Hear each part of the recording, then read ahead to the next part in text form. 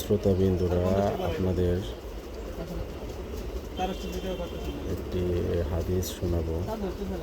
হযরত কাবালা রাদিয়াল্লাহু আনহু থেকে বর্ণিত, তিনি বলেন, নবী করিম সাল্লাল্লাহু আলাইহি ওয়াসাল্লামের সাথে সম্পর্কের প্রশংসা করতে গিয়ে যে অমুক ব্যক্তির মতো নেককার লোক কখনো দেখিনি।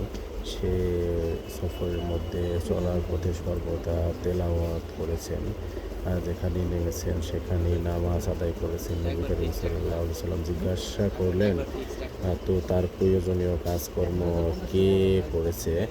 সাহাবী তখন উত্তর দিল, আমরাই করেছি।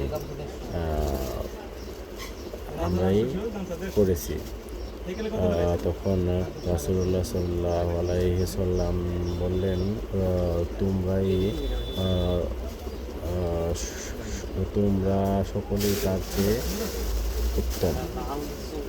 মারাসিলে আবু দাউদ, হাদিস নাম্বার 306।